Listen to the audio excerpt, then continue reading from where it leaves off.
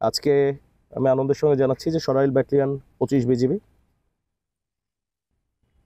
গতকালকে একটি গোপন সংবাদের ভিত্তিতে আমতলী নামক এলাকায়, বিজয়নগরের আমতলী নামক এলাকা থেকে প্রায় 7,118 পিস মোবাইল ফোনের ডিসপ্লে, 195 প্যাকেট পেঁয়াজের বীজ, 8,316 পিস বিভিন্ন রকমের ইনজেকশন এবং মেডিসিন এবং সঙ্গে এটা বহনকারী একটি পিকআপকে আটক করা হয়।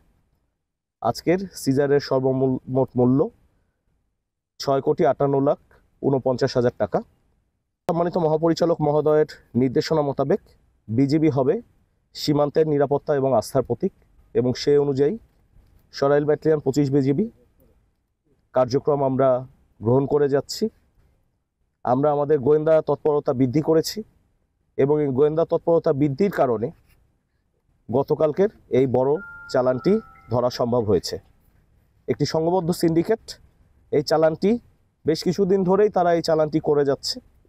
আমরা এটার পিছনে ছিলাম এবং আমাদের এই গোয়েন্দা তৎপরতা বৃদ্ধির পরিপ্রেক্ষিতে আমরা এই চালানটিকে গতকালকে ধরতে পেরেছি।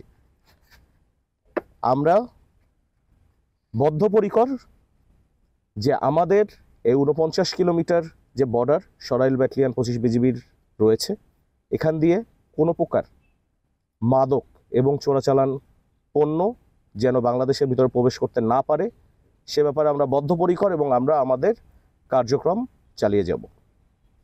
আমাদের 6 মাসের পরিসংখ্যান অনুযায়ী আমরা 45,19,90,628 টাকার চোরাচালান পণ্য আটক করতে সক্ষম হয়েছি গত 6 মাসে।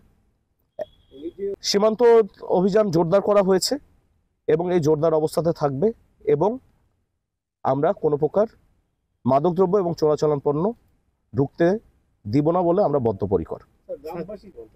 মাদক পাচার হচ্ছে এবং আমরা সে মাদকগুলোকে আমরা ধরছি, বাট এটা যথেষ্ট কিনা এটা আসলে বলতে পারবেন আপনারা।